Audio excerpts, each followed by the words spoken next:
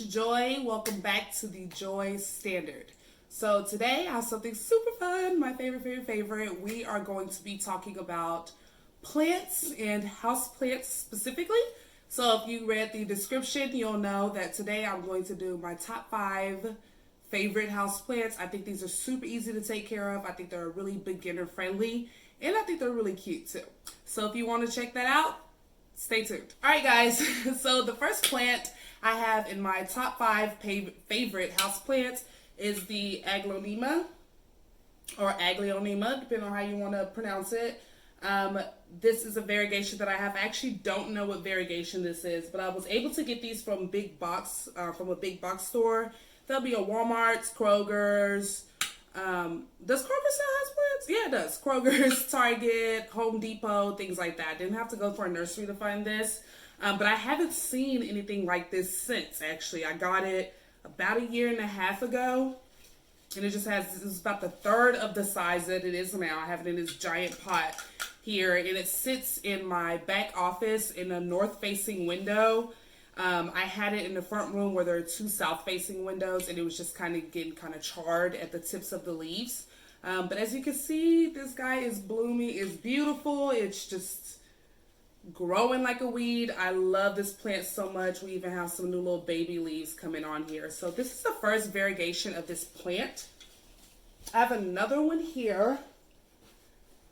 Same type of plant. This is also Aglaonema, or Chinese evergreen is another name for these. You may see them in pink or red, but I wanted to show you guys these two because they're very different variegations. They have very different growth patterns. As you can see, this one's kind of more slimmer instead of spread out. And it does have, I love variegation.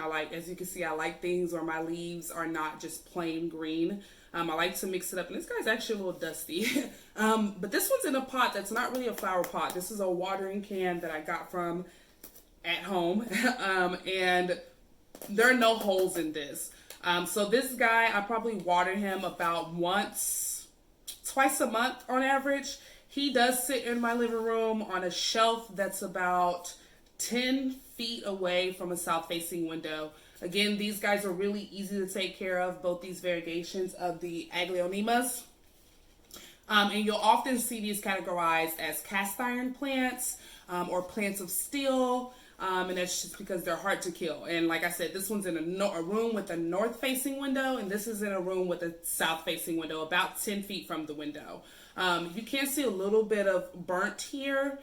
And that's just from the sun. I had it closer to a window. I actually had it about 6 feet from a south-facing window. And once I noticed that was happening to the leaves, I just pulled it back. And it seems to be doing really good.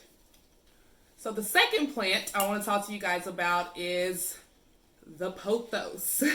My granny used to call these money plants. My mom calls them ivies, but they're pothos. And they're easy growers. You can grow these in bright light, you can grow them in shade, and they will grow for you. This is a beautiful variegated one that I picked up from a big box store. They're usually pretty cheap. And this one, it's marked as a golden pothos, but it's actually a marble. And the way to tell the difference, golden pothos tends to have more like a linear look to the yellow variegations on it. And this one is just more marbled, and I just think it's so beautiful. Again, it sits on the same shelf as my Aglaonema, about 6 to 10 feet away from a south-facing window. I do have another that's hanging right in front of a south-facing window. It's about 1 foot away, and I actually created that one from cuttings, and I'll show you guys that later or in another video. But these pothos, they're extremely easy to take care of. Again, you can put them in a room with no light or very low light. But if you want to keep this variegation and keep them growing fast, you want to give them as much light as possible. So that's what I'm just making sure with this one. My other is not a variegated pothos. It's just all green. So I do want to make sure that I give this one enough light to keep that beautiful, I just love this. It's beautiful. This is so beautiful. And they're pretty cheap. You can usually get pothos for anywhere from $5 to $10. So pretty cheap. You can find them anywhere. So my number 3 favorite house plant is the spider plant. I actually have 3 of these guys. This one started as a tiny little pup. I got it from a coworker. And I don't know how well you guys can tell, but it's actually 3 pups in here now. So these grow really well. I have them sitting in my kitchen on a shelf in a west-facing window, and they do just fine. They will get a little brown on you. That is just the nature of a spider plant. I've tried my best to keep these perfect. They're not going to stay perfect. They just, the little stems or leaves or whatever, they just kind of pop off, and that's fine. As long as, like I say, you're continuously seeing growth here from the center, you're doing good. These guys do like a bit more water, so I water these every single time they get dry. It is because they are on that windowsill, so their water's absorbing a lot faster. But these will die back on you without water. The thing is, though, is they just last forever. I've had, when I first got the spider plant, I underwatered it. It was on its last limb. There was nothing, barely anything left of it. And I just took better care of it, and it grew right back in. And I think I've had this one probably about 9 months to a year now. And like I said, it's about tripled in size. So a really fast growing plant. These are also really great as hanging plants. If you want to hang it, they'll start to grow and drape. But I have a better hanging plant. It's actually a new plant for me, and by new I mean I've had it like less than 2 months, so I like to give them a little bit more time before I try to categorize them as my favorite or least favorite. Oh, he's a little trapped. So this is a Succincio radicans, or a string of bananas. You may see this succulent with little balls on it. That was a string of pearls. This was just a slightly hardier version than that. I did a plant haul and found this guy along with some other plants that I'm working with at a big box shop. I think it was Home Depot actually, for about $10. I've only watered it once in the month and a half that I've had it. Again, it's hanging right next to my pothos in its south-facing window.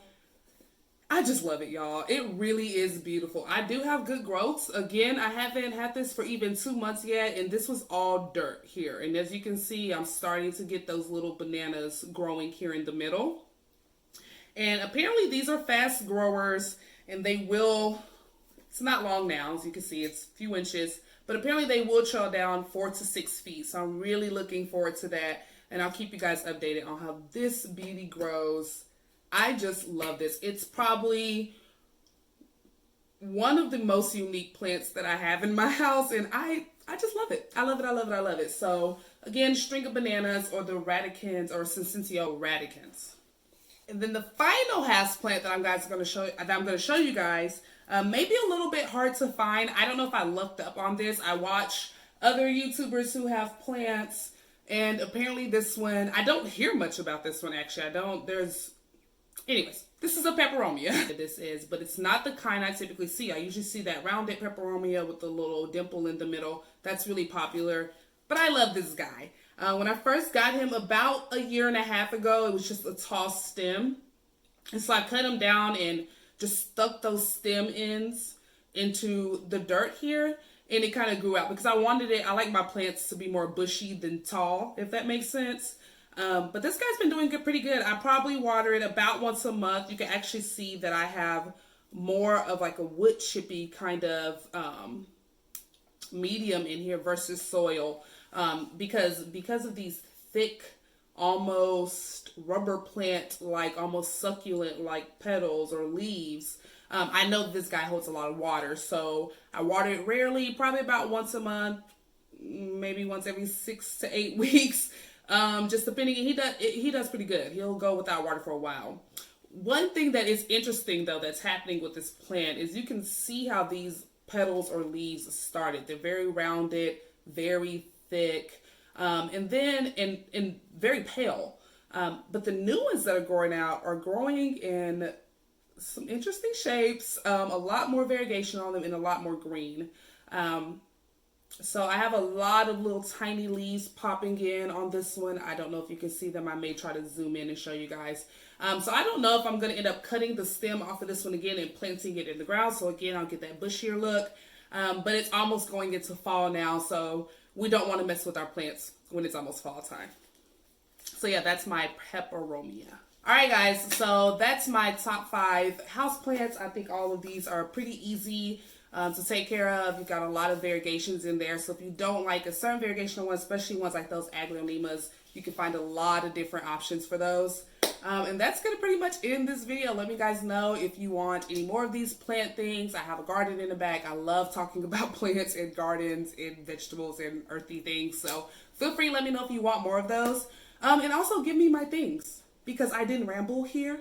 I stayed on topic. It was crisp. It was clean. No? Give me my things. I hope you enjoyed this video. Remember to stay present, to stay firm in your faith, and do every single thing you do with the intentions of love. And I think that's how we'll reach the joy standard. I love you guys so much. Peace.